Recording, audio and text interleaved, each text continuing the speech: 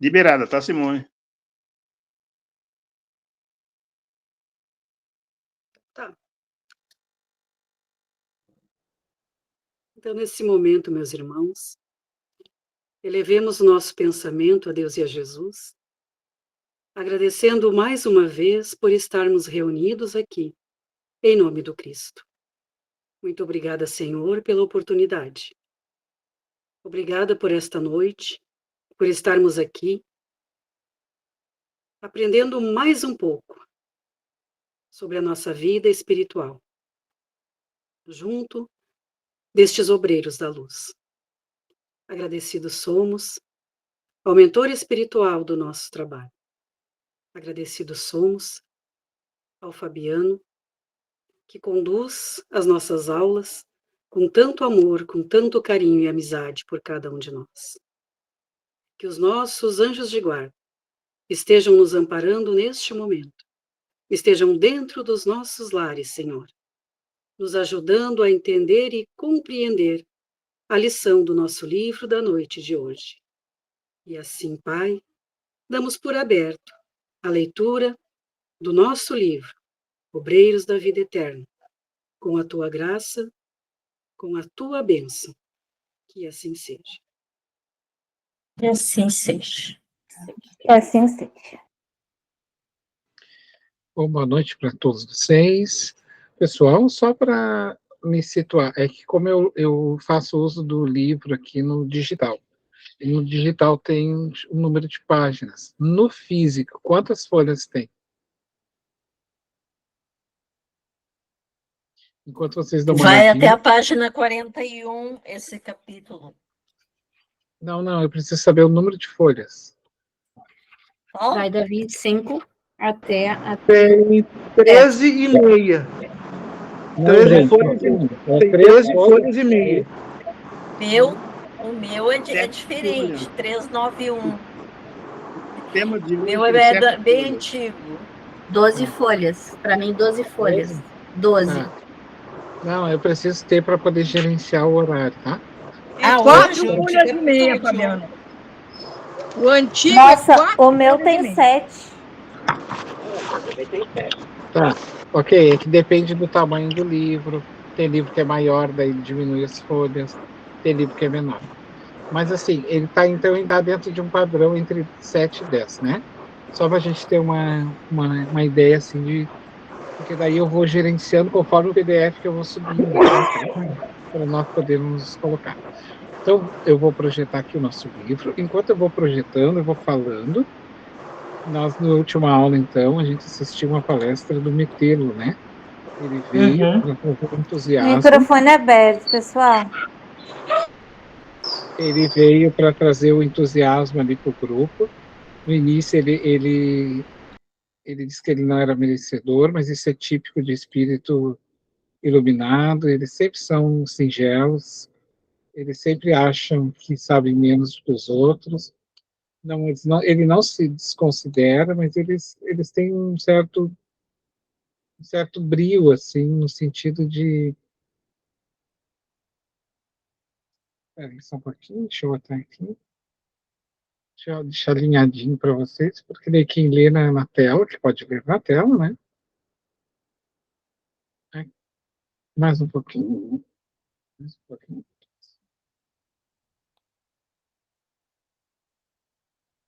Ok. Vou alinhar aqui.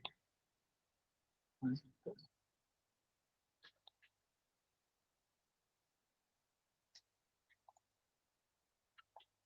Ok. Então, capítulo 2, isso, no Santuário de Bênçãos. Tem alguma questão mais? Só para a gente poder ir rememorando, assim, para não fazer leitura, né, gente? O ideal é que o que a gente está aqui lendo o livro para aprender ele, discutir em grupo. Então foi isso. Primeiro momento foi um espírito chamado Metelo que foi convidado a proferir uma palestra lá, né?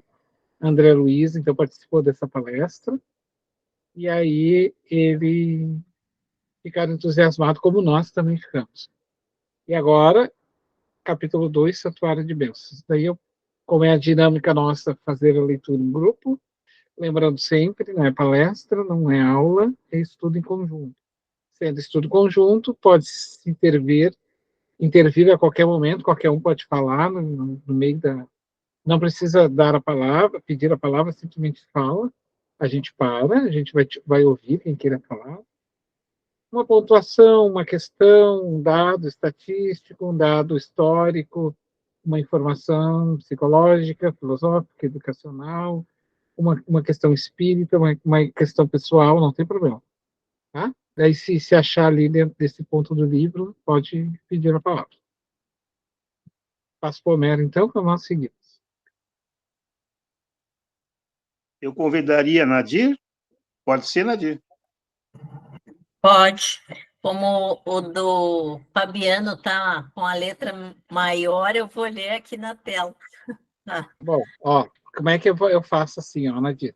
Quando eu vou Sim, tu está subir... com 115 aqui, eu coloco, ficou bom para mim, assim. O meu é bom. menor, as letras. Ó, quando eu subir para cima o livro, como eu vou subir aqui, ó, eu subo e risco aonde tu tem que começar a ler, tá? Sim, Vai lá, ok. porque para não se perder, tá? Vai lá. No Santuário da Bênção. Na véspera da partida, o assistente Jerônimo conduziu-nos ao Santuário da Bênção, situado na zona dedicada aos serviços de auxílio, onde, segundo nos esclareceu, receberíamos a palavra de mentores iluminados, habitantes de regiões mais puras e mais felizes que a nossa.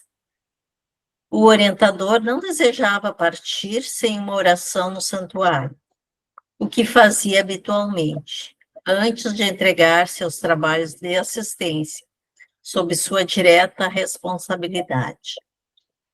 À tardinha, pois, em virtude do programa delineado, encontrávamos-nos todos em vastíssimo salão, singularmente disposto, onde grandes aparelhos elétricos se destacavam, ao fundo, atraindo-nos a atenção.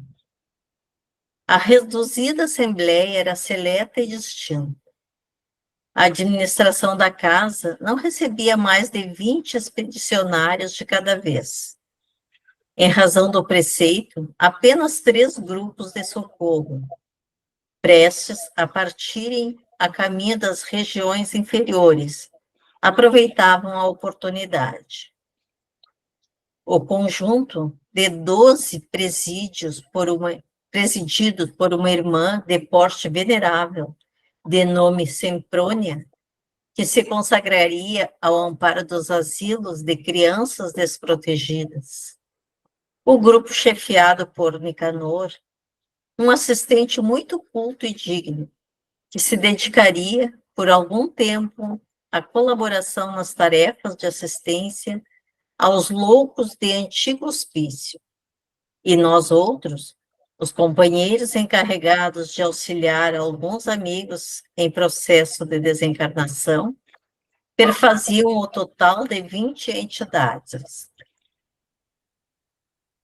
O instrutor Cornélio, diretor da instituição, atendido por um assessor, palestrava conosco, demonstrando-nos simplicidade e fidalguia, magnanimidade e entendimento. Logo de início, em nossa administração, explicava-nos, procuramos estabelecer o aproveitamento máximo do tempo com o mínimo de oportunidade. Parece que tem um microfone aberto. Para concretizar. Desculpa, era o meu que estava aberto. Para concretizar a providência, desde muito não recebemos indiscriminadamente os grupos socorristas. Reunimos os conjuntos de serviço de acordo com as situações a que se destinam. Em dia de recepção aos que vão prestar serviços na crosta, não atendemos a colaboradores incumbidos de operar exclusivamente nas zonas de desencarnados, como sejam as estações purgatoriais e as que se classificam como francamente tenebrosas. Há que ordenar as palavras e selecioná-las, criando-se campo favorável aos nossos propósitos de serviço. A conversação cria o ambiente e coopera com o definitivo para o êxito ou para a negação. Além disso, como esta casa é consagrada ao auxílio sublime dos nossos governantes que habitam planos mais altos, não seria justo distrair a atenção, e sim consolidar bases espirituais com todas as energias ao nosso alcance, em que possam aqueles governantes lançar os recursos que buscamos.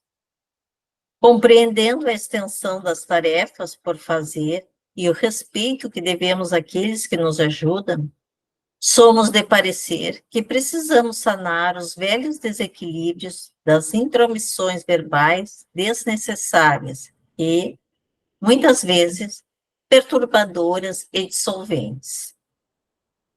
Enquanto lhe ouvíamos as ponderações, encantados, imprimiu ligeiro intervalo às sentenças esclarecedoras e continuou. Aliás, o profeta enunciou, há muitos séculos, que a palavra dita a seu tempo é maçã de ouro em cesto de prata. Se estamos, portanto, verdadeiramente interessados na elevação, constitui-nos inalienável dever o conhecimento exato do valor tempo, estimando-lhe a preciosidade e definindo cada coisa e situação em... Aqui só um momentinho, que eu não subi de propósito. Eu Sim. justifiquei em amarelo lá em cima, compreendendo a extensão das tarefas por fazer e o respeito que devemos àqueles que nos ajudam, são o plano espiritual, né, que nos ajudam. Somos de parecer que precisamos sanar os velhos desequilíbrios das intromissões verbais desnecessárias e muitas vezes perturbadoras, dissolvente. Isso é em questão de quem trabalha em mesa mediúnica ou quem estuda, né? A gente tem que evitar esses tipos de assuntos, brincadeirinhas, com piadinhas. O ambiente é um ambiente cirúrgico. Ele é muito bem preparado porque ele é um ambiente, é a mesma coisa que uma UTI. Como tem aparelhos muito delicadíssimos ali, quando uma pessoa está em coma, coisa e tal, numa mesa mediúnica é a mesma coisa. Fios tenuíssimos, são aparelhos sofisticados. Então, o pensamento ele tem que se esvaiar dessas, porque ele tem que estar disposto àquela tarefa, aquele trabalho do intercâmbio. Então, o silêncio não é do corpo, o silêncio é do espírito. Só para encerrar, o Divaldo Franco, ele disse que certa vez ele estava numa mesa mediúnica e a Joana apareceu para ele, estava ali preparando tudo, e ela olhou para ele e disse: silêncio, Divaldo. E aí ele disse assim, ele até depois contando na palestra, mas ele sorriu e disse assim: eu acho que ela está louca, porque eu estou em silêncio.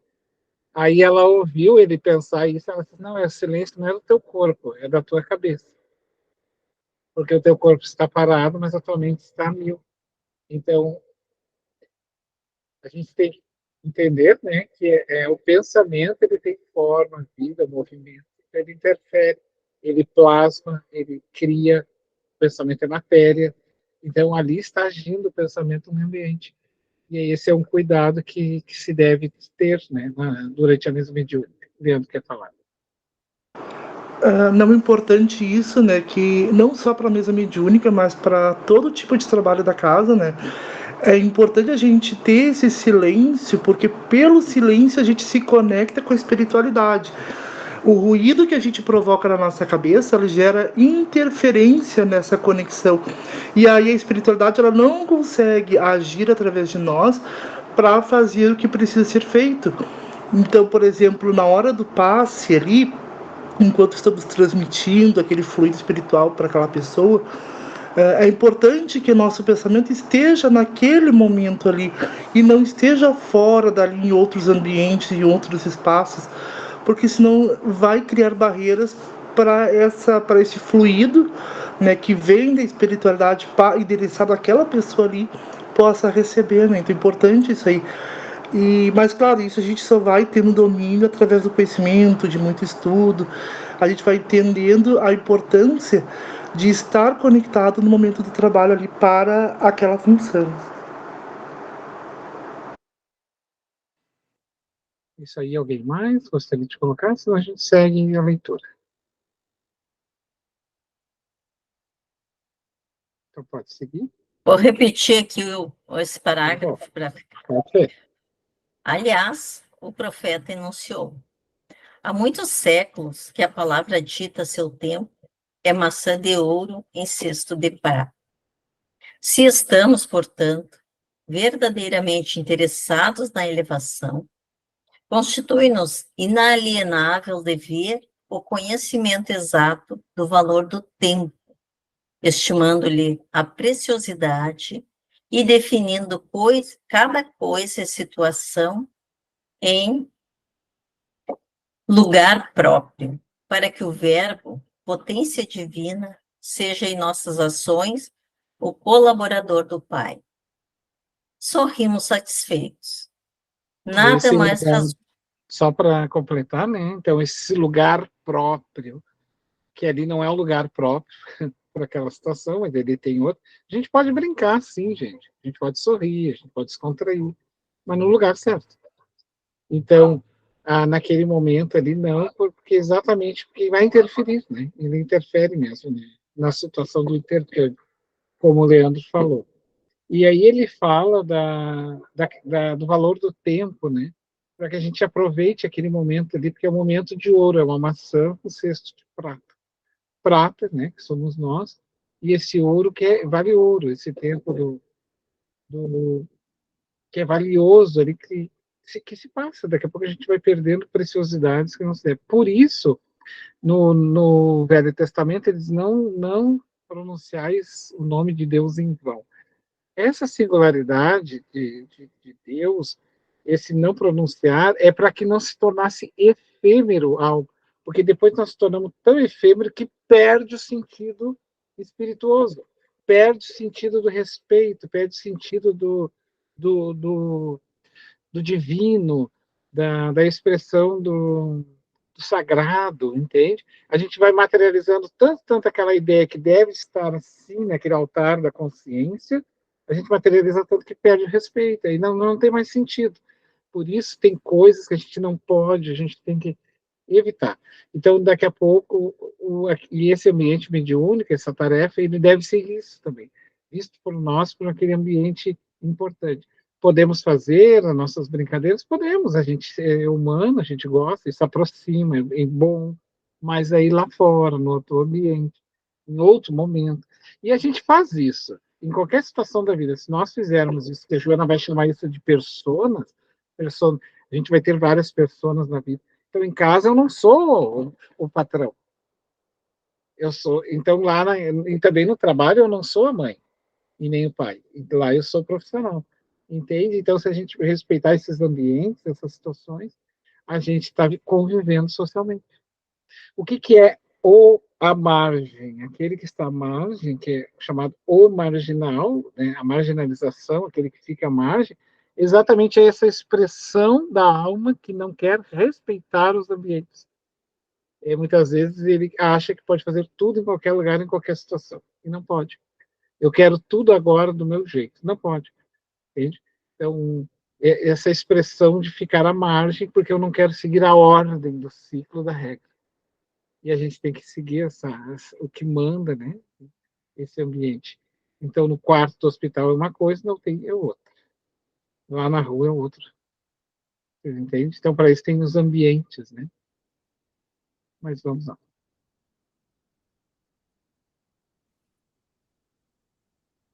Nada mais razoável e construtivo, opinou Semprônio, a destacada orientadora que dirigiria pela primeira vez a expedição de socorro aos órfãozinhos encarnados. O dirigente do santuário, reconhecendo, talvez, como nos sentimos necessitados de esclarecimento quanto ao uso da palavra, prosseguiu. É lamentável que se dê tão escassa atenção na crosta da terra ao poder do verbo, atualmente tão desmoralizado entre os homens. Nas mais respeitáveis instituições do mundo carnal, segundo informes fidedignos das autoridades que nos regem, a metade do tempo é despendida inutilmente, através de conversações ociosas e inoportunas. Isso referindo-nos somente às mais respeitáveis. Não se precatam nossos irmãos em humanidade de que o verbo está criando imagens vivas, que se desenvolvem no terreno mental a que são projetadas, produzindo consequências boas ou más, segundo a sua origem. Essas formas, naturalmente, vivem e proliferam e, considerando-se a inferioridade dos desejos e aspirações das criaturas humanas, semelhantes criações temporárias não se destinam senão a serviços destruidores, através de atritos formidáveis, se bem que invisíveis. Notava-se claramente o interesse que suas definições despertavam nos ouvintes. Em seguida, a uma pausa mais longa, tornou cuidadoso. Toda a conversação prepara acontecimentos de conformidade com a sua natureza. Dentro das leis vibratórias que nos circundam por todos os lados, é uma força indireta de estranho e vigoroso poder, induzindo sempre os objetivos velados de quem lhe assume a direção intencional. Encarregados de assumir a chefia desta casa, trouxemos instruções de nossos maiores para suprimir todos os comentários tendentes à criação de elementos adversos aos júbilos Nadir, da bênção divina. o Oi. Leandro levantou a mão, tá, Nadir? Sim, sim. O Leandro levantou a mão, tá bom? Só uma perguntinha ali no início, lá no início daquele parágrafo que diz assim, ó, é lamentável que se dê tão escassa atenção na crosta da terra, ao poder do verbo, né, atualmente tão desmoralizado entre os homens, nas mais respeitáveis instituições do mundo carnal. O que seriam essas instituições? Seriam essas seitas, igrejas, que hoje se utilizam? Seria isso? Então, é todo e qualquer órgão, pode ser público, né? Sim. Que fazem, no caso, não diretamente as religiões, pode ser também, são instituições, mas pode ser órgãos públicos, órgãos particulares, qualquer órgão institucional, é uma instituição.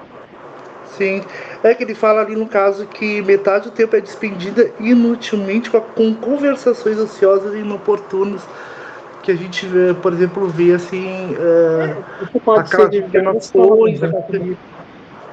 Pode ser de várias formas, assim, tipo, coisas que se fossem muito mais focadas na tarefa, seria mais produtivo. Aí traz assuntos, misturam política, ou misturam coisas desnecessárias, daqui a pouco misturam outra coisa, daqui a pouco misturam fofoca, daqui a pouco misturam isso, daqui a pouco misturam aquilo. E aí o que poderia ser mais produtivo ali, né? Sim. Não era isso, então. Era só essa dúvida. Mas quando se fala em instituição, não significa dizer exatamente religião. Apesar de ela ser também. Mas pode ser órgãos públicos ou privados. A Rita sabe bem disso. Pois é, eu estava pensando nisso. Trabalhar no público, né? Então, por exemplo, ali quer dizer, se, por exemplo, tem que atender o público, digamos, na Secretaria da Saúde e tudo, daqui a pouco as pessoas ficam lá fofocando, falando da vida ali, e não atendem direito, né? O serviço, né, Fabiana? Isso aqui que ele está se referindo, que tu acaba não sendo produtivo, porque tu tem uma missão ali, um atendimento. Claro que tu pode conversar com um colega ou falar alguma coisa assim, mas não ficar o tempo inteiro, né, só nisso aí e deixar o serviço de lado. Tu acaba deixando de fazer o que tu tem que fazer, né? Eu acredito que seja isso que ele estava se referindo aqui, né? As instituições são várias organizações público, privada, e que as pessoas perdem tempo, às vezes, em fuxico, em coisas pouco produtivas, digamos assim, né? Acho que é nisso que ele estava se referindo aqui, né?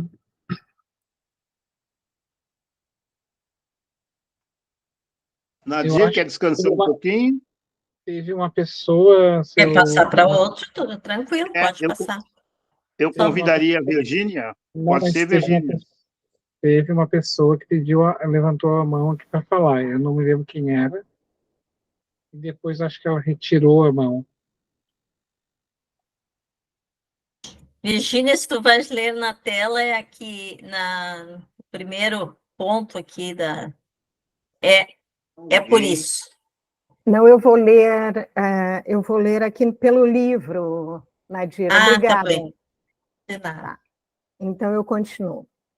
É por isso que, graças ao amor providencial de Jesus, temos conseguido a manutenção de um instituto em que os nossos mentores de mais alto se fazem sentir. A ausência de qualquer palavra menos digna e a presença contínua de fatores verbais edificantes facilitam a elaboração de forças sutis nas quais os orientadores divinos encontram acessórios para se adaptarem de algum modo às nossas necessidades na edificação comum. Fez um gesto do narrador que se recorda da minudência importante e informou. Encetando nosso trabalho modesto, fomos defrontados por reações apreciáveis. Procurava-se, então, o santuário sem qualquer preparação íntima. Nossos amigos prosseguiam repetindo o cenário da crosta, em que os devotos procuram os templos como os negociantes buscam mercados. Devíamos administrar dons espirituais como quem dirige um armazém de vantagens fáceis ao personalismo inferior. Desde o primeiro dia, porém, amparados na delegação de competência que nos foi concedida, golpeamos fundo o velho hábito. Durante alguns dias, gastamos tempo ensinando a reverência devida ao Senhor, a necessidade da limpeza interna dos pensamentos e a abolição do feio costume de tentar o suborno da divindade com falaciosas promessas. E, quando sentimos conscienciosamente que as lições estavam findas, iniciamos a aplicação de medidas retificadoras. Registros vibratórios foram instalados assinalando a natureza das palavras em movimento. Desde aí, foi muito fácil identificar os infratores e barrar-lhes a entrada na câmara de iluminação onde realizamos nossas preces. Observando, talvez, que alguns de nós faziam certas considerações mentais, observou sorridente. Cremos desnecessária qualquer alusão ao imperativo dos pensamentos limpos. Quem busca uma casa especializada em abençoar não pode hospedar ideias de ódio ou maldição. Compreendemos prontamente a finalidade do ensino, indireto e delicado, e calamo-nos, prevenidos quanto à necessidade de resguardar a mente contra as velhas sugestões do mal. Desejando facilitar-nos as expansões de alegria e cordialidade, Cornélio olhou fixamente um grande relógio que apresentava, simbolicamente, no mostrador, a caprichosa forma de um olho humano de grandes proporções, em que 2 raios luminosos indicavam as horas e os minutos, e falou em tom fraternal.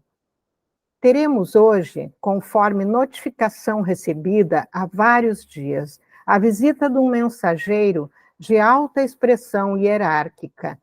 Contudo, antes desse acontecimento excepcional, dispomos ainda de algum tempo, considerando o preito de amor que devemos aos que nos orientam do plano superior.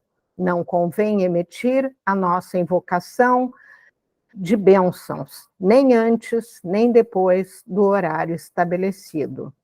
Estejam, pois, à vontade os cooperadores.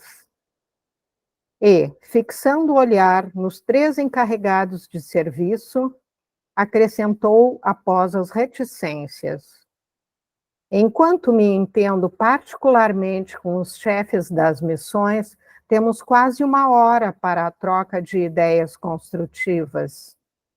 Cornélio passou a dirigir-se de modo confidencial aos nossos orientadores, e fracionados em grupinhos diversos, entabulamos conversações amigas. Atendendo-me aos desejos, Padre Hipólito, qual o chamávamos na intimidade, apresentou-me o assistente Barcelos, da turma de servidores que se destinava à assistência aos loucos. Fora ele, dedicado professor no círculo carnal e interessava-se carinhosamente pela psiquiatria sob novo prisma. Acolheu-me com fidalgo tratamento e, após as primeiras saudações, perguntou bondoso: é a primeira vez que integra uma expedição socorrista? De fato, esclareci, é a primeira. Tenho acompanhado diversas missões de auxílio na crosta, mas na condição de estudante, com reduzidas possibilidades de cooperação. Agora, porém, o assistente Jerônimo aceitou-me o concurso e sigo alegremente. Endereçou-me cativante olhar, no qual transpareciam satisfação e surpresa, e observou: o trabalho beneficia sempre. Interessado em seus informes e esclarecimentos, tornei humildemente. Seguindo expedições de socorro como aprendiz, tive ensejo de visitar, por mais de uma vez, 2 antigos e grandes sanatórios de alienados do nosso país, e vi de perto a extensão dos serviços reservados aos servos de boa vontade, nessas casas de purificação e dor. As atividades de enfermagem aí são, a meu ver, das mais meritórias. Inegavelmente, concordou ele, prezando-me a atenção. A loucura é um campo doloroso de redenção humana. Tenho motivos particulares para consagrar-me a esse setor da medicina espiritual e asseguro-lhe que dificilmente encontraríamos noutra parte tantos dramas angustiosos e problemas tão complexos. E tem colhido muitos frutos novos decorrente do seu esforço? Perguntei curioso. Sim, venho arquivando confortadoras ilações nesse sentido, concluindo que, com exceção de raríssimos casos, todas as anomalias de ordem mental se derivam dos desequilíbrios da alma. Estamos longe de contar com um número suficiente de servidores treinados para socorrer eficazmente os encarcerados na cadeia das obsessões terríveis e amargurosas. É tão grande a quantidade de doentes, nesse particular, que não sobra outro recurso além de resignação. Continuamos, desse modo, a atender superficialmente, esperando, acima de tudo, da providência divina. Nos casos de perseguição sistemática das entidades vingativas e cruéis do plano inacessível às percepções do homem vulgar, temos, invariavelmente, uma tragédia iniciada no presente com a imprevidência dos interessados ou que vem do pretérito próximo ou remoto, por meio de pesados compromissos. Se os psiquiatras modernos penetrassem o segredo de semelhantes fatos, iniciariam a aplicação de nova terapêutica à base dos sentimentos cristãos, antes de qualquer recurso à hormonoterapia e à eletricidade. Recordei os serviços de assistência a obsidiados que acompanhara atentamente e aduzi. Examinei alguns casos torturantes de obsessão e possessão que me impressionaram sobremaneira, pela quase completa ligação mental entre os verdugos e as vítimas. Barcelos esboçou significativo gesto e acentuou: é a terrível história viva dos crimes cometidos em movimentação permanente. Os cúmplices e personagens desses dramas silenciosos e muita vez ignorados por outros homens, antecedendo os comparsas no caminho da morte, tornam amedrontados ao convívio dos seus em face das sinistras consequências com que se defrontam além do túmulo. Agarram-se instintivamente à organização magnética dos companheiros encarnados, ainda na crosta, viciando-lhes os centros de força, relaxando-lhes os nervos e abreviando o processo de extinção do tônus vital, porque tem sede das mesmas companhias, junto às quais se lançaram em pleno abismo. Exibem sempre... Só para nós verificar. E o que ele está fazendo? Ele está dizendo que os dramas... Primeiro ele traz dizendo que se a medicina, né, principalmente a da psiquiatria, entendesse o processo da reencarnação, né, falando do espiritismo, como a chave para muitos dos dramas, a gente compreenderia melhor esses dramas que aí ele vai dizer que estão entrelaçados nesses karmas de ódio que um fez para o outro, e daí se amarram e que depois geram os transtornos na área da psiquiatria. Que daí não se entende, né? Não se entende por que a pessoa está agindo assim. Não se entende por que ela reencarnou desta forma. Mas não vai conseguir enquanto não tiver esses... Porque é que nem eles dizem, é a terrível história vivida pelos crimes cometidos em movimentação permanente, os cúmplices e personagens desses dramas silenciosos, porque isso é uma coisa que não se vê, né? É uma coisa que não se vê. Está lá no íntimo da alma, porque precisa se estudar para isso, não vai se ver. Ignorados por homens, antecedendo os comparsas no caminho da morte, né?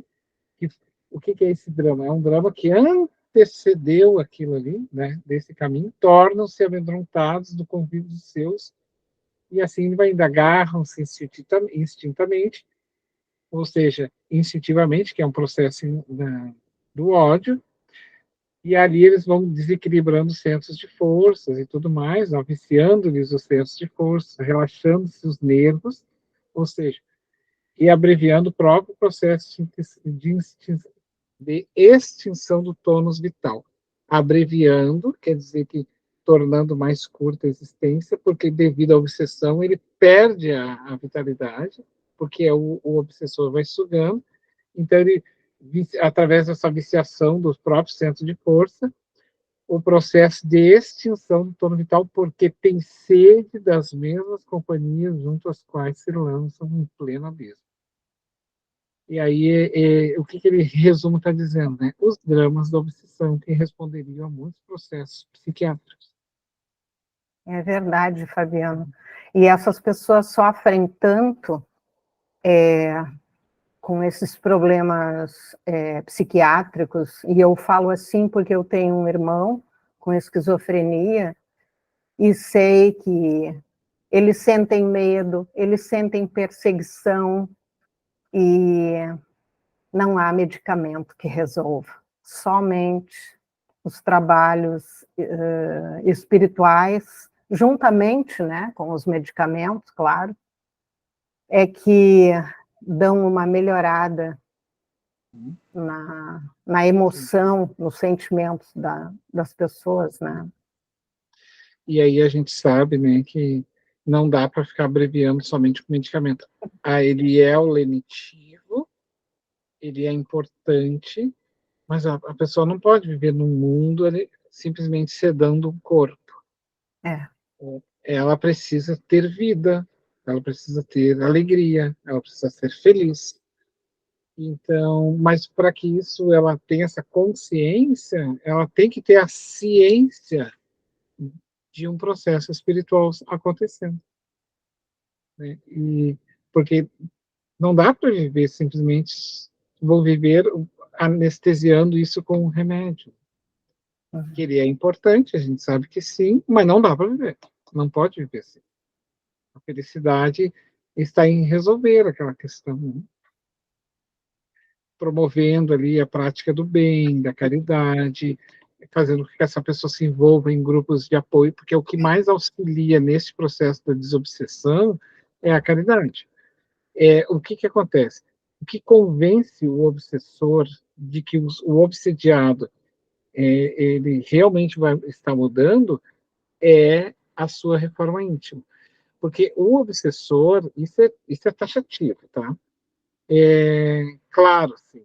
Ele só se convence quando aquele a quem ele acusa por alguma coisa do passado esteja realmente mudando. Porque se não estiver mudando, ele fica em cima. Então, por isso, a doutrina espírita sempre diz, né, que o convite para qualquer processo de obsessão é fazer o bem, é fazer reforma íntima, para poder mostrar-se a si próprio e aqueles que um dia foi teus comparsas ou teus inimigos, não é mais a mesma pessoa.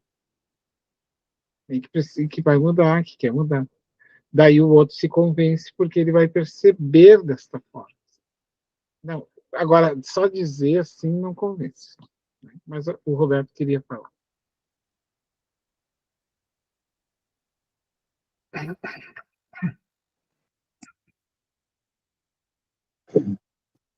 O Fabiano conhece o meu irmão, é um caso muito típico.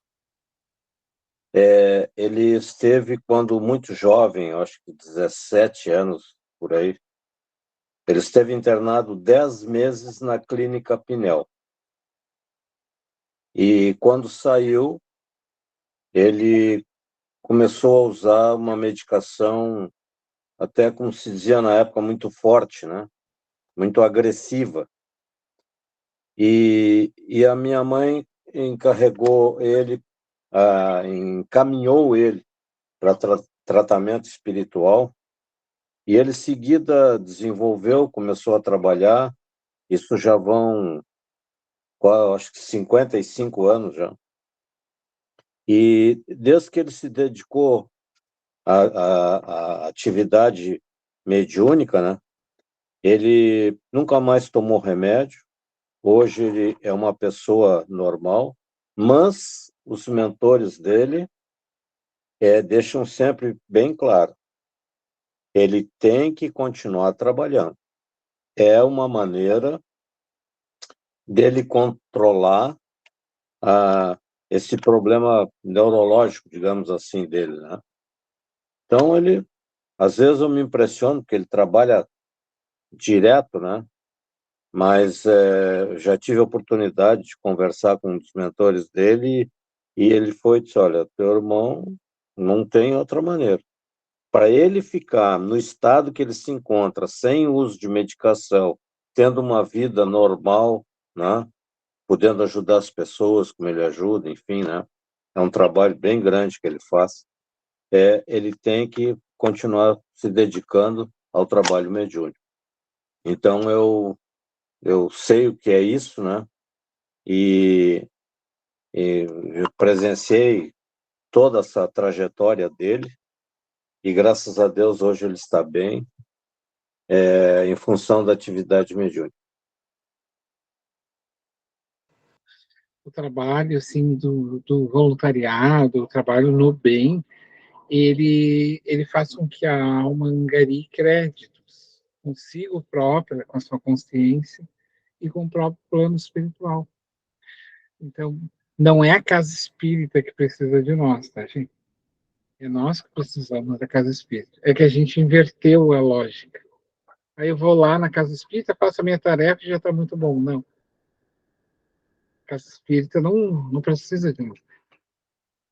Os espíritos, literalmente, eles, sim, aguardam a nossa espera e ela é importante para eles, mas necessariamente, eles não precisam tanto de nós. Como é que eles faziam para atender as pessoas quando não existia doutrina espírita? Né? Então, assim, eles fazem, o plano espiritual sempre está agindo. Os mentores de luz, os coordenadores estão sempre trabalhando. Eles nos convidam a fazer parte desse momento para poder nos dar essa oportunidade de também junto, em algum momento dessa equipe, dado, né, de acordo com a sua capacidade e condição, fazer algo. E assim angariar, né, algum crédito, alguma coisa perante a grande vida, para que a gente possa ir nos melhorando. Mas vamos seguir, então, se não houver mais alguém para... Sim, então, exibem sempre quadros tristes e escuros, nos quais se destaca a piedade de muitas almas redimidas que tornam do alto em compassivos gestos de intercessão e socorro urgente. Imprimiu as considerações ligeira pausa e prosseguiu. Entretanto, observo, na atualidade, especialmente outro campo alusivo ao assunto. Antes de minha volta ao plano espiritual, faminto de novas informações referentes ao psiquismo da personalidade humana, examinei atento a doutrina de Freud.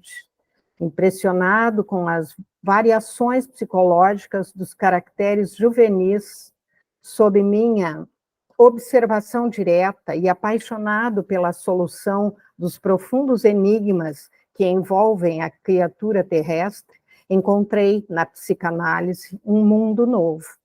Todavia, por mais que eu estudasse a prodigiosa coleção dos efeitos, jamais alcancei a tranquilidade completa na investigação das causas, no círculo dos fenômenos em exame. Discípulo espontâneo e distante do eminente professor de Freiberg, somente aqui pude reconhecer os elos que lhes faltam ao sistema de positivação das origens de psicoses e desequilíbrios diversos, os complexos de inferioridade, o recalque, a libido, as imersões do subconsciente, não constituem fatores adquiridos no curto espaço de uma existência terrestre, e sim característicos da personalidade egressa das experiências passadas. A subconsciência é, de fato, o porão dilatado de nossas lembranças, o repositório das emoções e desejos, impulsos e tendências que não se projetaram na tela das realizações imediatas. No entanto, estende-se muito além da zona limitada de tempo em que se move um aparelho físico. Representa a estratificação de todas as lutas com as aquisições mentais e emotivas que lhes foram consequentes. Depois da utilização de vários corpos, faltam, pois, as teorias de Sigmund Freud e seus continuadores, a noção dos princípios reencarnacionistas e o conhecimento da verdadeira localização dos distúrbios nervosos, cujo início muito raramente se verifica no campo biológico vulgar, mas quase que invariavelmente no corpo perispiritual pré-existente, portador de sérias perturbações congênitas em virtude das deficiências de natureza moral cultivadas como desvairado apego pelo reencarnante nas existências transcorridas, as psicoses do sexo, as tendências inatas à delinquência, tão bem estudadas por Lombroso, os desejos extravagantes à excentricidade. Só um momentinho, bem Sim. rapidinho, Uhum. só para nós, que tu leu umas informações muito importantes. Então, quando ele fala ali, né, no entanto, estende-se muito além das zonas limitadas de tempo, ou seja, do nosso tempo, ela se estende além disso, em que se move em um aparelho físico, ou seja, não é só aqui, nessas circunvizinhas que a gente está vivendo, do Fabiano nessa existência, nesse aparelho, né, nesse tempo e espaço, mas ela representa esses dramas, né, do espírito, a estratificação de todas as lutas e aquisições morais e emotivas que lhe foram consequências depois da utilização de vários corpos. Ou seja, é o acúmulo emotivo dessas pulsões, desses desequilíbrios, desses recalques que foram se vendo ao longo de vários corpos, ou seja, várias existências. Pressupõe, né? Várias existências. Então, é o que ele vai... Por isso ele diz assim, os seus seguidores posteriores, daí ele está falando do Jung, que é o que vai ser esse... Então, isso está no inconsciente do espírito, né? Essa vivência, essas vivências traumáticas, de dramas, de lutas e tudo mais, essa sagacidade, está lá no inconsciente e está vindo para fora como processos de cobrança. E aí vai trazer todos esses dramas aí, que é um dos, no caso, teu irmão que te citou, né? E tantos outros. Mas o Jung vai dizer que ele vai chamar isso de... Então, que nós tivemos essa estratificação de vários corpos, então é uma coletividade de vivências, né? Portanto, isso chama-se inconsciente, porque não está consciente, é negativo, coletivo. Então, quando se fala inconsciente coletivo, é isso. São vivências e emoções de uma coletividade de existências que eu estou acumulando agora aqui, Fabiano. Hein? Então, eu, Fabiano, aqui, não sou o Fabiano que vocês estão conhecendo. Isso aqui é um resultado de muitas existências. Muitas, muitas, muitas.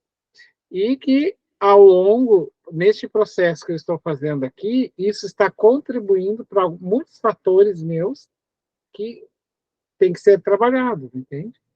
Então, é isso que ele está tentando montar aqui para nós, né? Justificando que ele não entendia isso, entendia muito bem Freud, gostava do Freud, compreendia o estudo feito com a juventude, com as neuroses, com as psicoses, mas ficava aquela lacuna sempre a ser preenchida, né?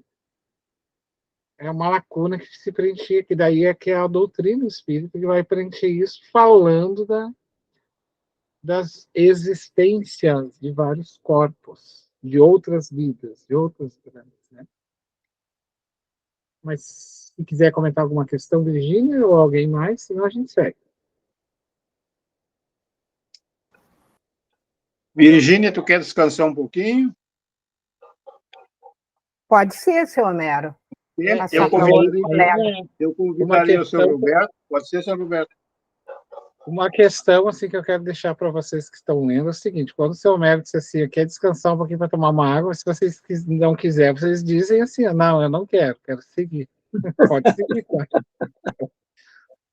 É válido também, é válido. Lamentável e perigosa representam modalidades do patrimônio espiritual dos enfermos.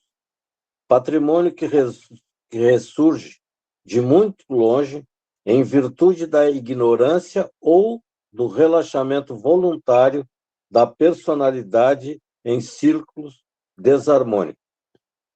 Estabelecera-se entre nós uma pausa feliz, que aproveitei atentamente, arregimentando raciocínios quanto ao assunto, considerando os argumentos construtivos que o assistente enunciara, em benefício de minha própria iluminação.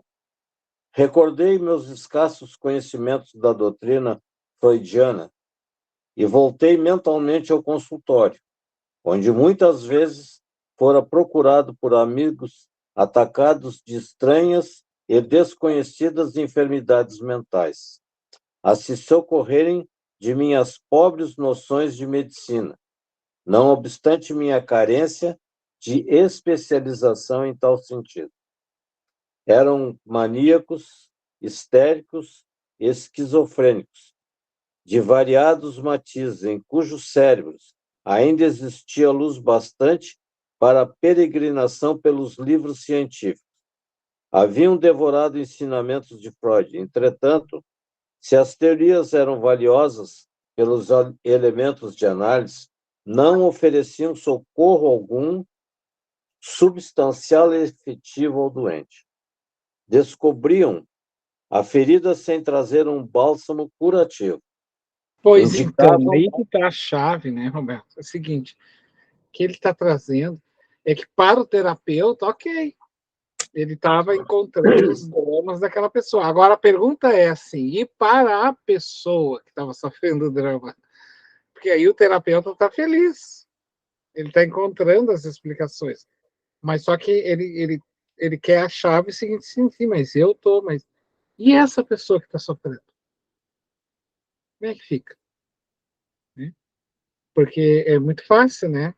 A gente acha ali as respostas na literatura, encontra as teorias e tudo mais, mas isso não sana, não fica saneando, não saneia ali o processo da pessoa, né? A pessoa continua triste, sozinha, solitária, sofrendo seu drama. É isso que ele está questionando, né? Mas vamos... Fabiano, inclusive, eu penso que, principalmente os psiquiatras, né, ainda são muito poucos que associam, né, principalmente a doutrina espírita, ao dar ao paciente um tratamento terapêutico adequado, né, justamente para o equilíbrio da parte espiritual. E como eu mencionei há pouco o caso do meu irmão, é evidente que aí pode ser encontrada a solução, né? É como tu diz, né? O terapeuta lá está feliz da vida que está fazendo o trabalho dele, mas como será que está o paciente, né? Descobriam a ferida sem trazer um bálsamo curativo.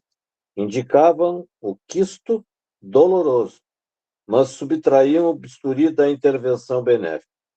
As explicações de Barcelos, por isso mesmo, se aproveitadas por médicos cristãos da crosta planetária, poderiam completar o trabalho de benemerência que a tese freudiana trouxera aos círculos acadêmicos.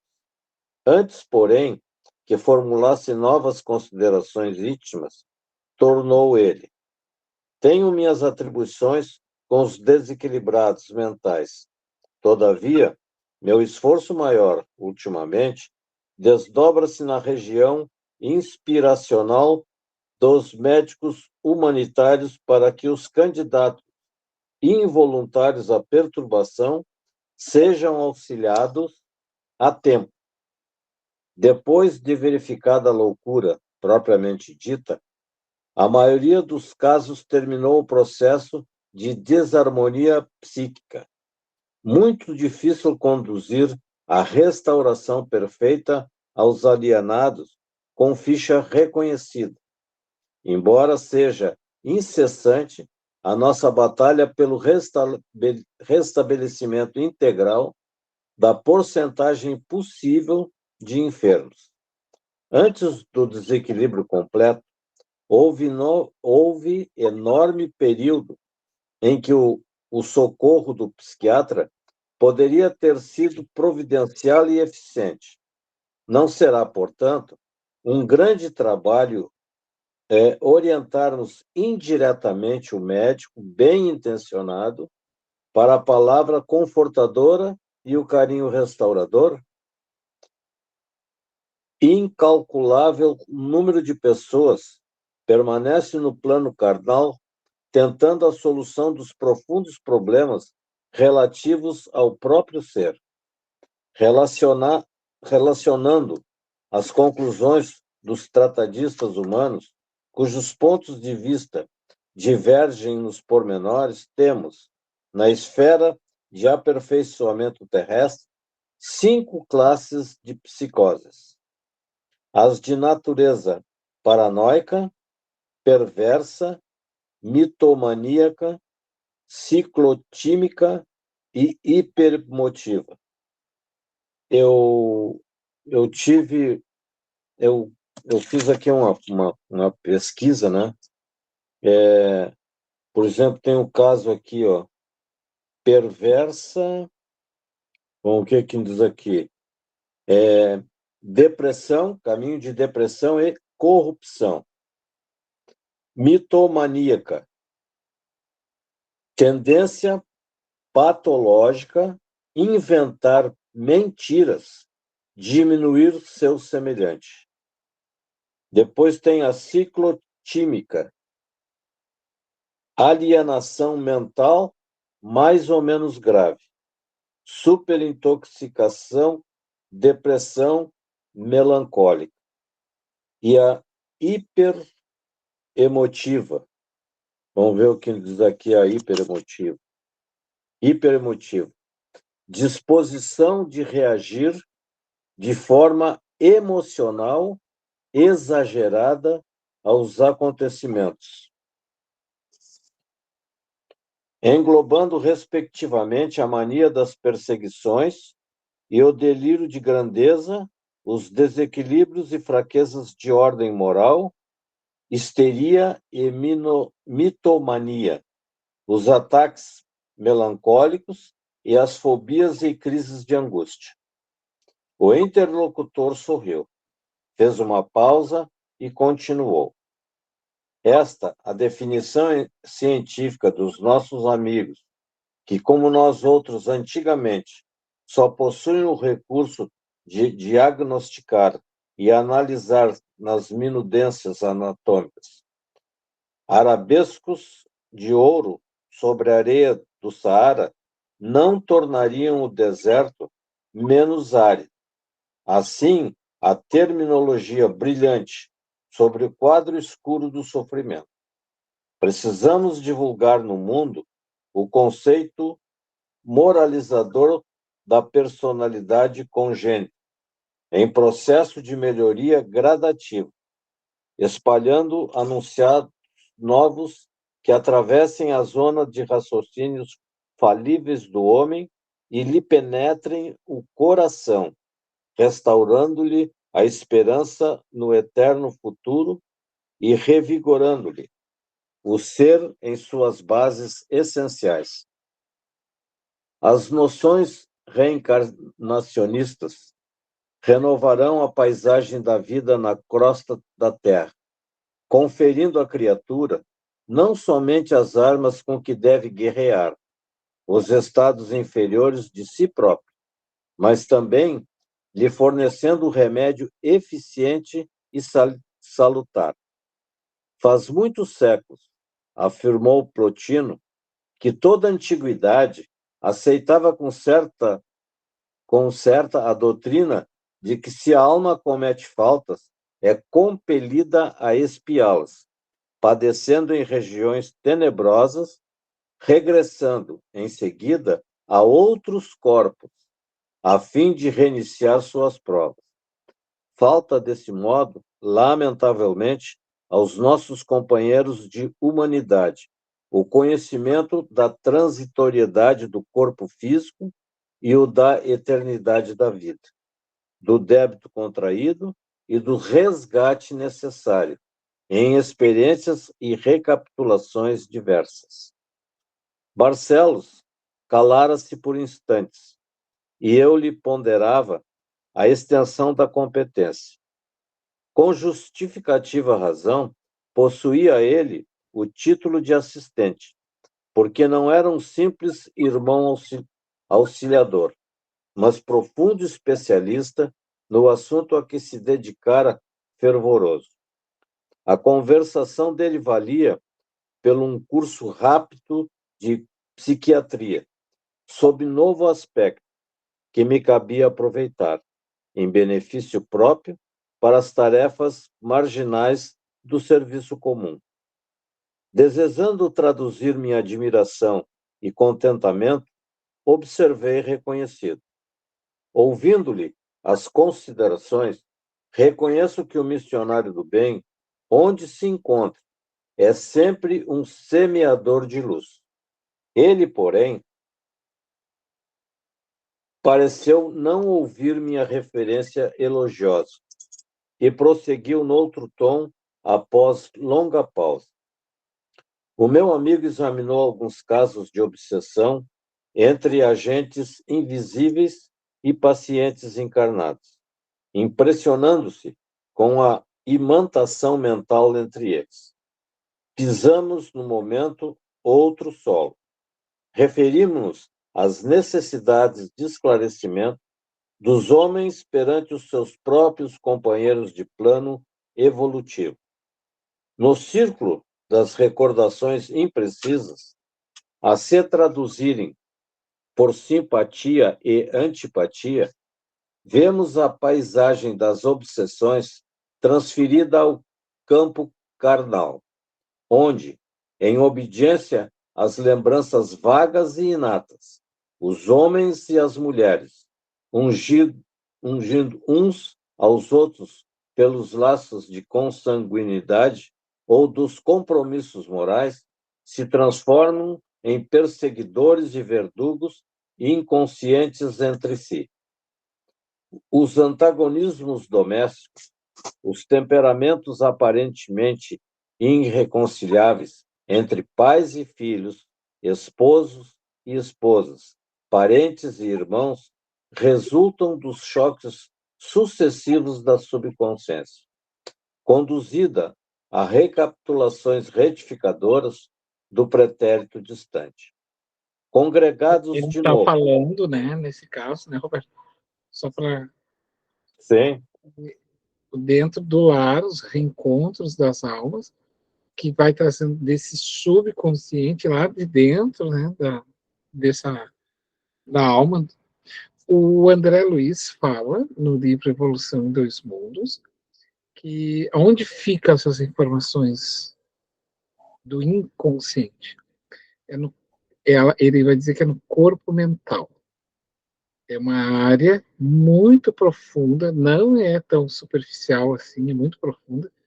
Só quem realmente tem acesso, porque isso é aquilo que nós não trabalhamos, vai para dentro, não vai para fora, vai para algum lugar. Eu sempre brinco, assim, é uma forma que eu faço uma analogia ao caminhão do lixo, por exemplo.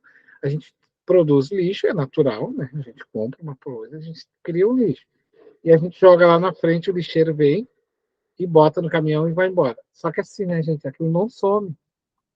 A gente pensa assim, levou o lixo, né? Foi. Não tem mais. Não, ele não some. Algum lugar ele vai. Então é uma ilusão que as coisas sumam. A gente tem essa coisa de que some, né? Sai. Não vai. Para algum lugar vai. Então vai para dentro. Dentro é simbólico, né? Porque não tem dentro, alto, baixo do inconsciente. Vai para algum lugar e em dado momento precisa ser trabalhado.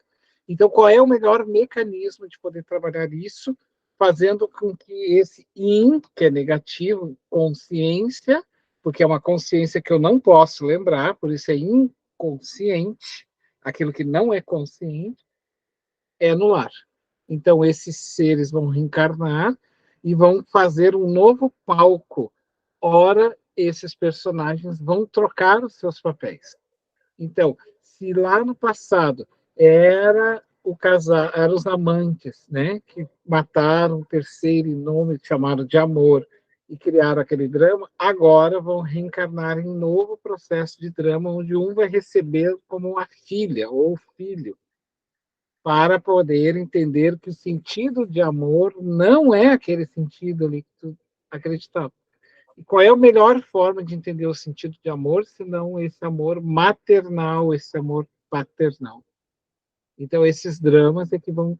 Porque isso é uma exigência do inconsciente, mas isso são os espíritos que vão trabalhando com a gente, né? Os espíritos iluminados é que vão fazendo com que essas informações vão vindo de forma que eu não preciso saber os detalhes, mas que eu vou viver isso. Vocês entendem? Então, a reencarnação é uma manifestação do inconsciente nosso, que nós não precisamos saber os detalhes para não interferir. O importante é simplesmente viver aquela situação.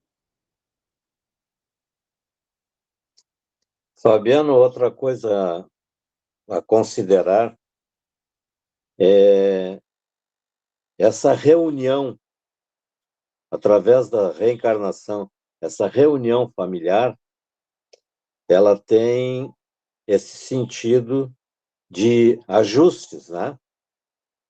E então eu vejo aí a extrema importância da doutrina espírita, principalmente nesse segundo capítulo aqui, né? Isso é bem abordado.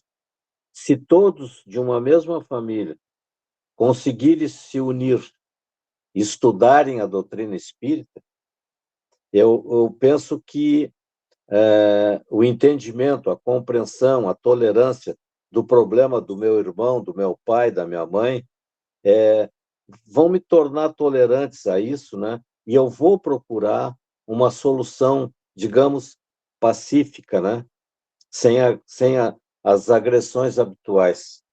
E então essa abordagem do capítulo 2 ela é muito importante e, mais uma vez, se ele bem estudado, ele ajuda a resolver muitos problemas, inclusive esse aspecto, né, de os psiquiatras começarem a agregarem a análise, às vezes até um tratamento com medicação, né, a questão da parte espiritual, porque eu acho que é aí, exatamente aí, que vai se encontrar o equilíbrio. Olha, Congregado de novo. Eu só para mostrar rapidinho, eu justifiquei em amarelo, identificando em si questões, situações íntimas que não precisam ser apreciadas pelas outras pessoas. Isso é inapreciado, né? Negativo, não precisa. Isso aí é o drama daquele conjunto, mas vamos lá.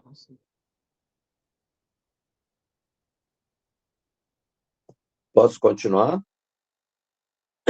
Congregados de novo na luta expiatória ou reparadora, as personagens do drama que se foram passam a sentir e ver, na tela mental dentro de si mesmas, situações complicadas e escabrosas de outra época, malgrado os contornos obscuros da reminiscência carregando consigo fardos pesados de incompreensão, atualmente definidos por complexos de inferioridade, identificando em si questões e situações íntimas, inapreensíveis aos demais, o espírito reencarnado, que adquire recordações, não obstante menos precisas, do próprio passado, candidata-se inelutavelmente à loucura.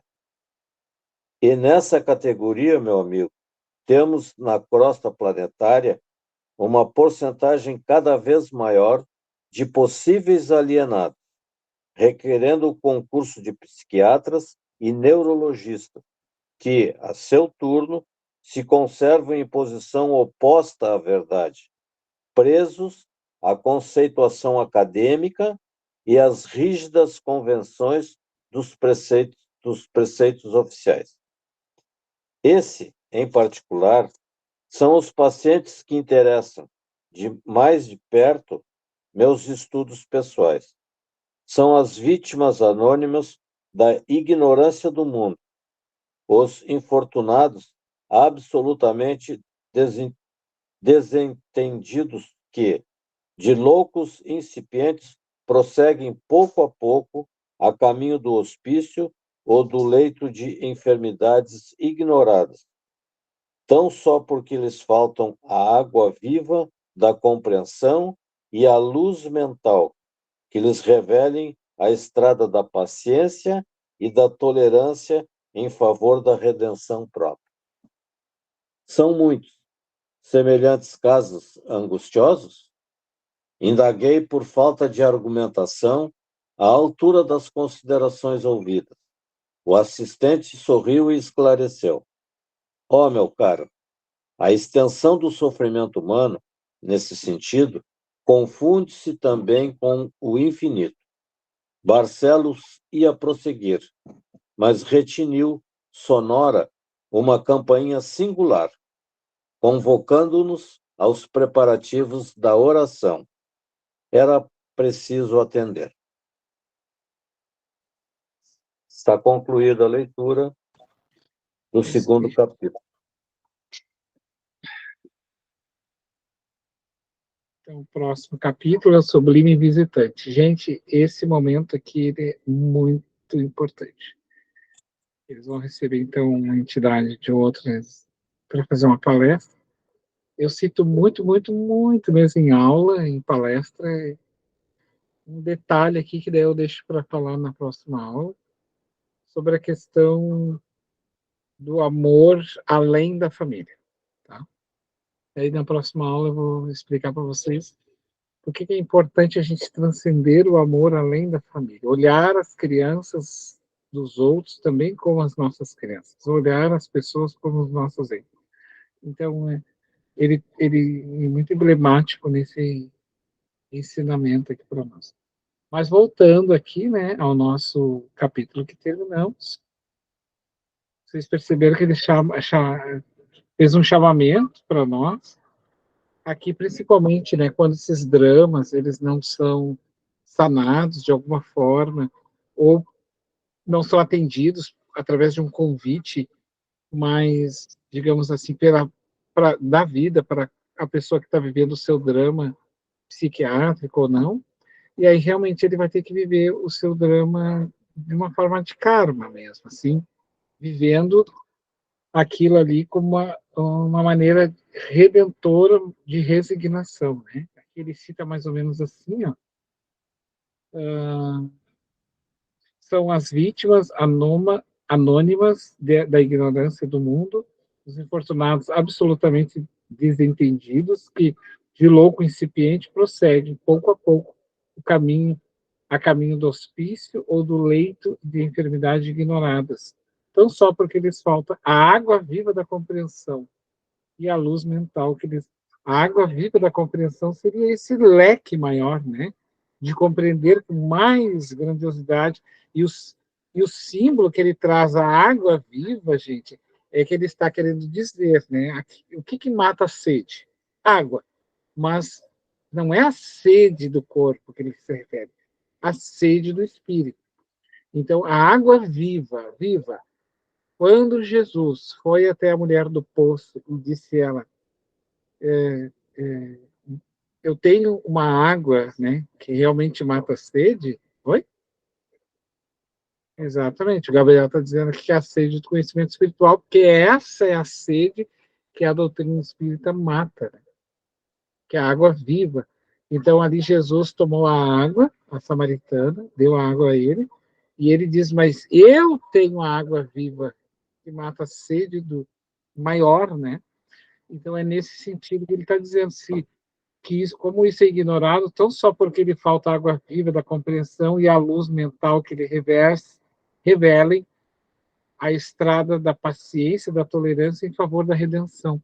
Se tivesse, então, essa água viva, isso seria representado como uma, digamos assim, essa pessoa passaria por esse drama, né, que ela está vivendo do seu passado, com muito mais paz, muito mais resignação, muito mais, como qualquer pessoa que tem qualquer problema de saúde. Ah, eu estou no espiritismo, tenho meu problema de saúde, mas estou aqui porque entendi, porque compreendi. Então, é a pessoa que está matando sua sede na água viva. Ela tem a compreensão de que precisa viver. Por quê? O espiritismo lhe deu a resignação. A resignação é uma aceitação ativa, não é uma aceitação passiva. Aceitação ativa não é um desvalor, mas uma compreensão maior, né? Alguém quer falar alguma questão? Fique à vontade.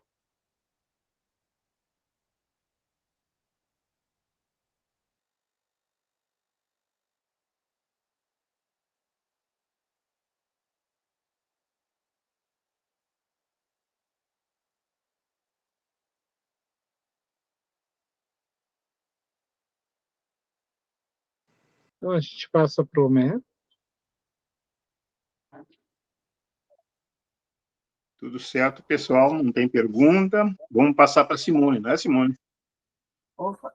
A Rosa estava falando, mas o microfone estava fechado. Ô, Fabiane, eu digo assim, né, que isso aí assim, é somatório de nossas existências, de nossas reencarnações, né, Fabiane? E aquilo vai se acumulando. Eu acho que chega um momento que a pessoa está pronta para fazer aquele trabalho, aquela renovação, aquilo vir à tona e ela poder trabalhar isso, né? Então, eu acho assim que todas essas doenças, né, típicas, né, elas têm isso, né, uma coisa de outras existências e que agora eu já estou preparado para esse enfrentamento. Só que, em alguns casos, as pessoas não aceitam esse tratamento espiritual, né?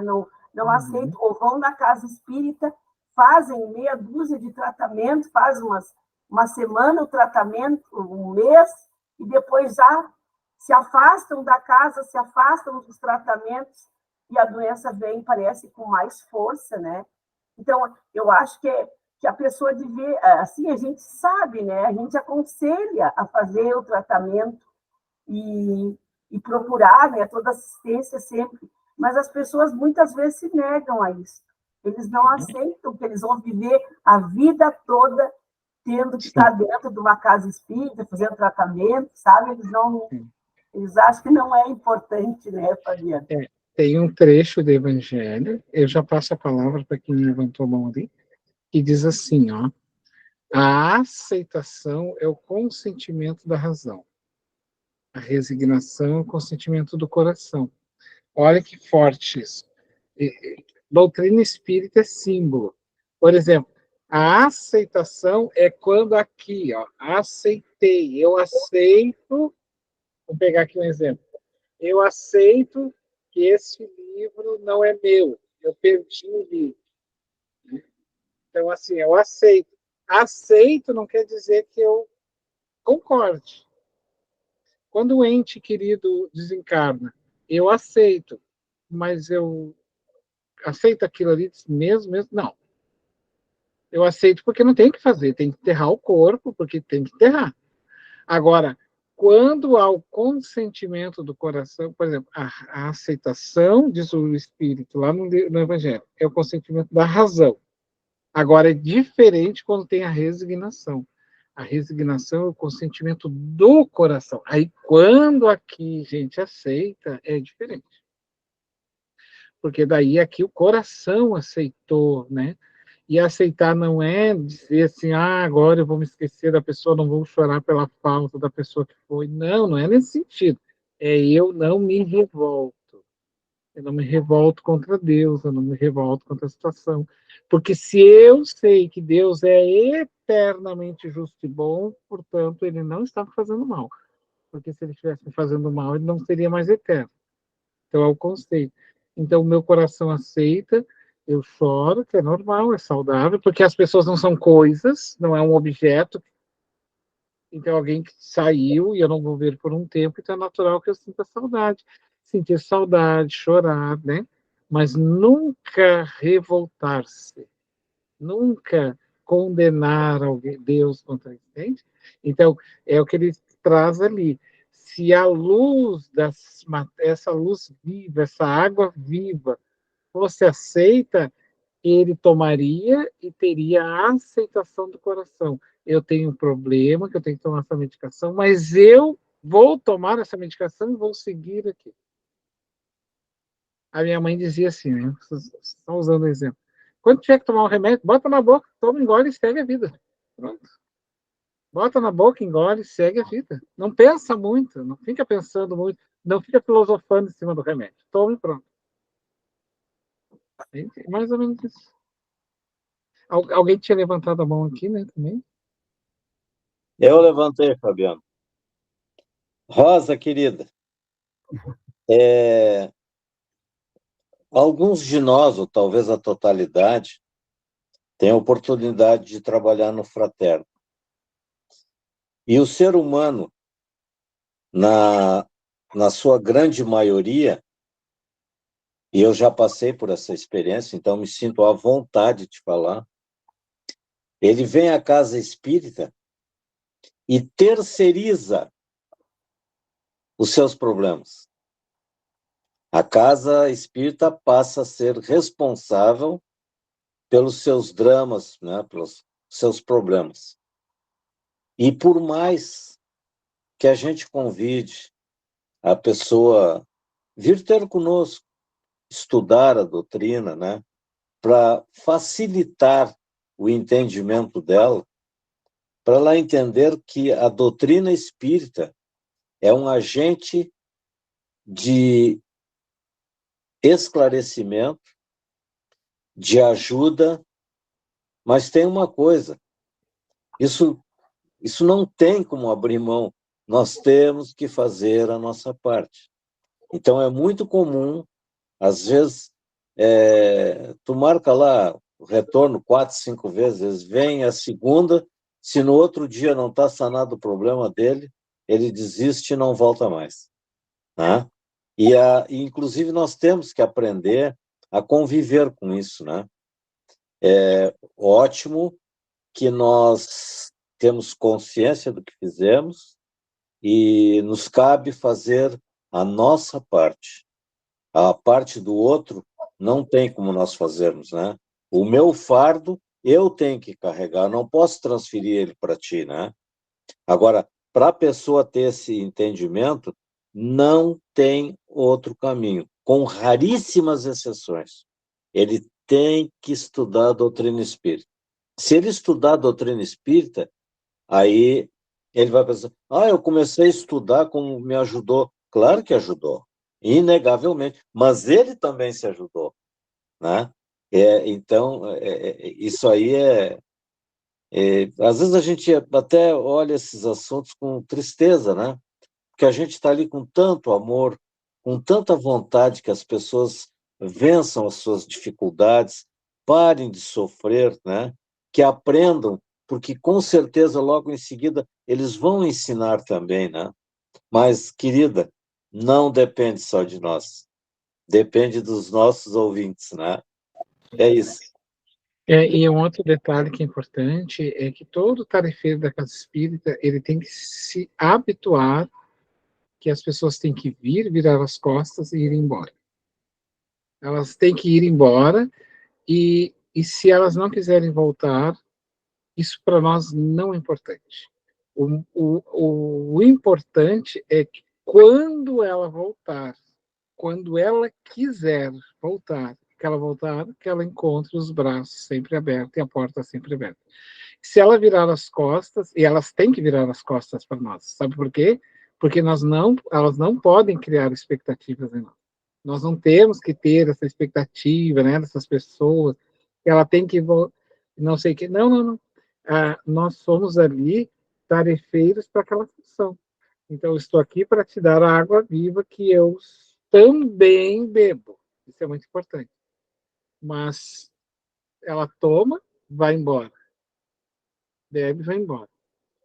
Porque é isso que Jesus ensina, né? Quantos beberam das mãos dele, foram embora e nunca mais voltaram. Não tem problema.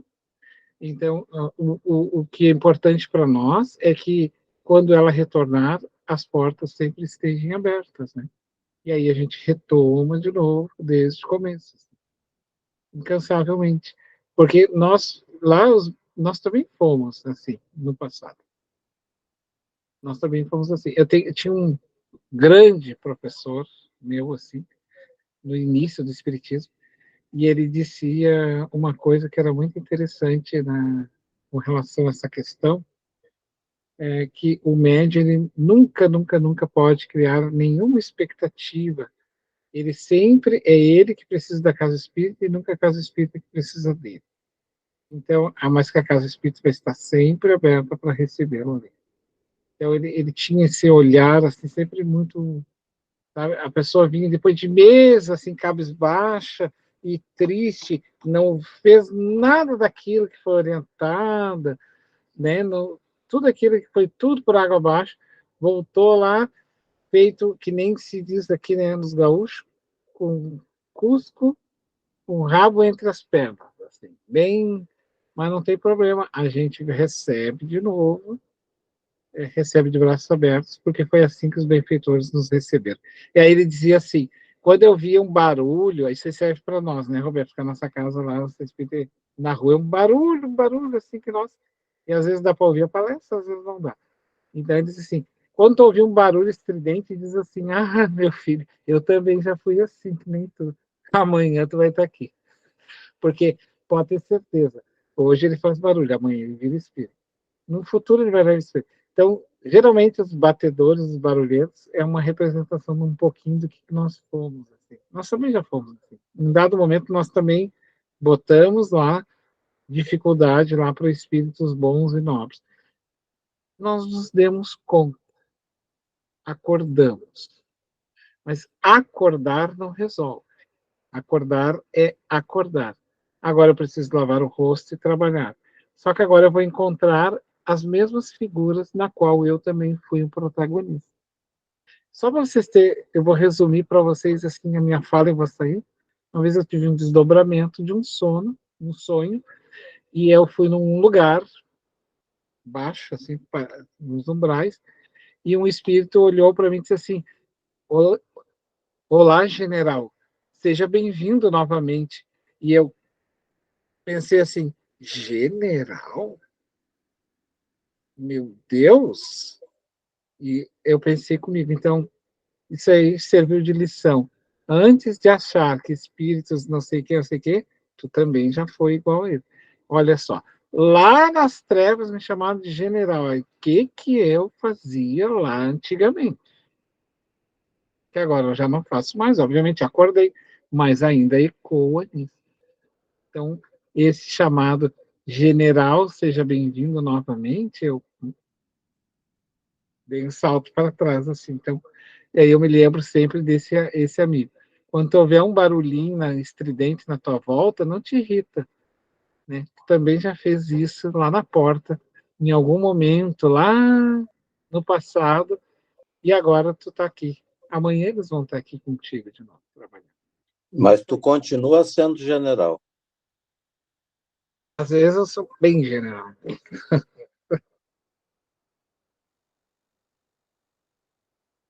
Tudo certo, pessoal? Tudo tranquilo? Cleonice, quer fazer alguma pergunta?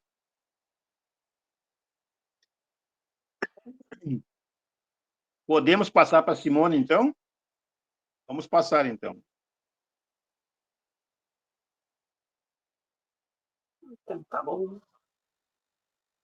Então, gratidão, né, Fabiano, por mais essa aula, mais esse momento. A gente agradece por todo esse carinho. E com os nossos corações eivados de luz, vamos agradecer a esses mentores espirituais, a estes amigos da luz, que nos acompanharam e nos acompanham sempre, por este momento de aprendizado.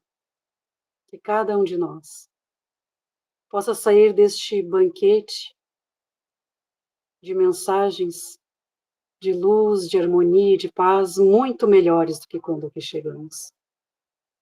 Gratos somos, Senhor, por tanta paz, por tanto aprendizado, por estarmos dentro desta doutrina tão amorosa que nos ensina tanto. E que amanhã possamos continuar colocando em prática tudo aquilo que viemos aprendendo com essa doutrina tão santa, tão amada por todos nós. Que a luz do teu imenso amor nos acompanhe nesta noite, para que possamos, Senhor, quem sabe, auxiliar a espiritualidade em algum momento no nosso sono. Que a tua luz, Jesus, seja no caminho de cada um de nós. Assim, agradecemos imensamente por essa oportunidade e que possamos estar juntos novamente na semana que vem para mais um aprendizado deste livro de amor e de luz. Muito obrigada, Que assim seja. Que assim seja. Boa noite para vocês. Boa noite, pessoal. Boa Páscoa. Boa noite, gente. Fiquem com Deus. Boa noite. Fabiano, quero continuar Boa seu noite. soldado.